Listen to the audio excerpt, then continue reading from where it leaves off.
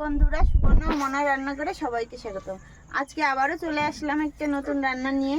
তো আজকে আমি রান্না করব সরষে আর কাজু বাদাম দিয়ে একটা ইউনিক রেসিপি। তো আপনারা প্রথম থেকে শেষ পর্যন্ত দেখবেন।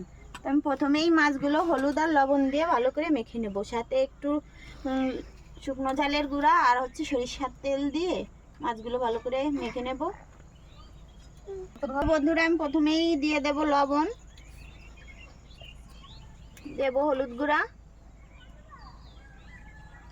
আর দেব শুকনো ঝালের গুঁড়া,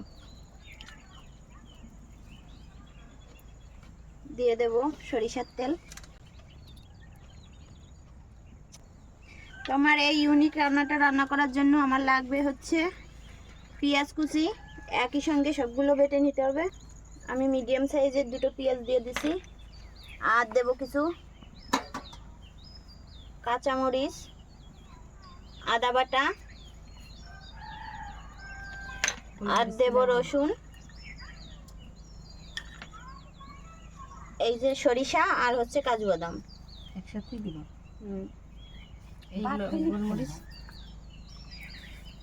এগুলো কি তোমার তো দিয়ে দেব কিছু গোলমরিচ, আর দিয়ে দেব ধনিয়া, আর দিয়ে দেব জিরা। তো এই সবগুলো একসঙ্গে বেটে নেব। অল্প পরিমাণে দেব, তো সবগুলোই একসঙ্গে বেটে নেব।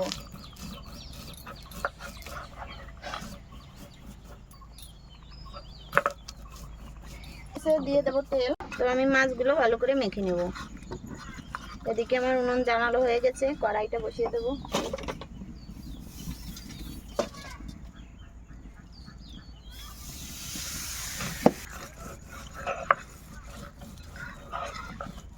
তো আমার কড়াই গরম হয়ে গেছে, এবার দিয়ে দেবো তেল।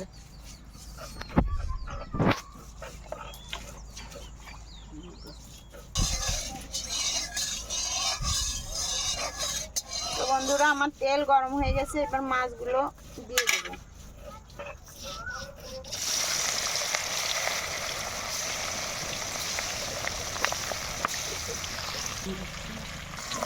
তো মাছগুলো ভালো করে উল্টে পাল্টে লাল লাল করে ভেজে নেব। তো দেখুন বন্ধুরা, কি সুন্দর ভাজা হয়েছে। আমার মাছগুলো ভাজা হয়ে গেছে, এগুলো নামিয়ে নেব। আর এই তেলে বাকি মাছগুলো ভেজে নেব।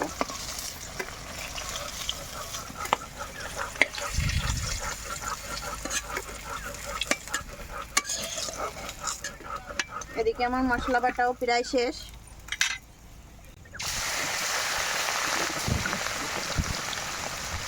সব মশলাগুলো বাটা হয়ে গেছে। মশলাগুলো বাটিতে নিয়ে তোমার ওনাকে দিয়ে দেবো। তো আমার বাকি মাছগুলো প্রায় ভাজা শেষ। এবার আমি মশলাও বাটা শেষ। এবার মশলার ভিতরে আমি দিয়ে দেব একটু সরিষার তেল,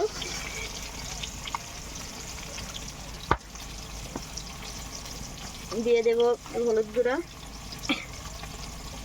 আর দিয়ে দেব শুকনো ঝালের গুঁড়া। তো একটু মেখে নেব।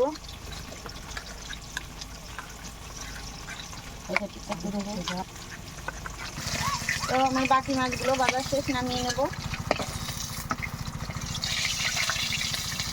আমি এই তেলেই ফোড়ন দিয়ে দেবো। তো আমি ফোড়নে শুধু দিয়ে দেব দুটো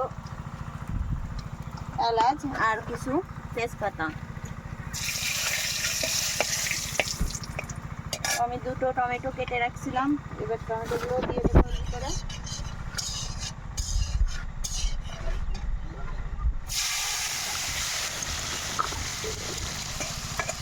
তো টমেটোগুলো একটু ভাজা হয়ে গেছে, এবার আমি এর ভিতর দিয়ে দেবো কিছু ধনেপাতা। তো ধনেপাতা দিলে গ্রেভিটা অনেক সুন্দর গন্ধ আসে, তার জন্য একটু ধনেপাতা দিয়ে দিলাম।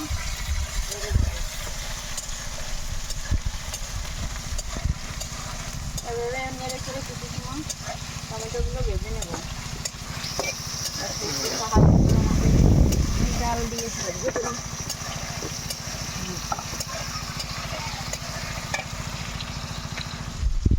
এই সুন্দর কালার আসছে। মশলা দেওয়ার আগেই এত সুন্দর কালার। তো আমার টমেটোগুলো কষানো হয়ে গেছে, এবার আমি আমার এই যে মেখে রাখা মশলাগুলো এর ভিতরে দিয়ে দেবো।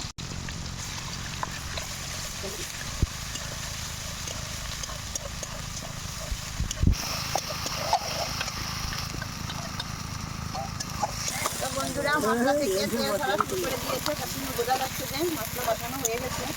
তো এবার আমি মাছগুলো দিয়ে দেবো।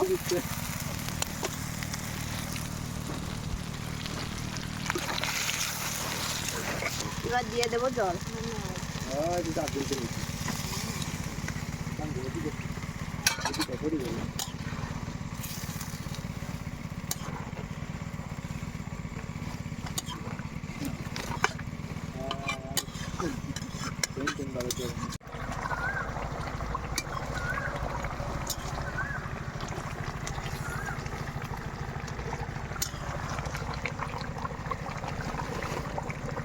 তো বন্ধুরা আমার রান্না শেষ, এবার আমি নামিয়ে নেব।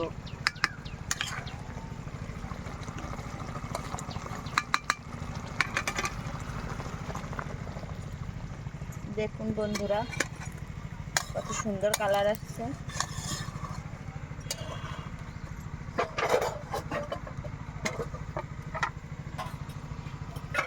তো বন্ধুরা রুই মাছের এই ইউনিক রান্নাটা যদি আপনাদের ভালো লেগে থাকে তাহলে অবশ্যই বাড়িতে ট্রাই করে দেখবেন, আর ভিডিওটি শেয়ার করে দেবেন, ফলো করে পাশে থাকবেন। ধন্যবাদ সবাইকে।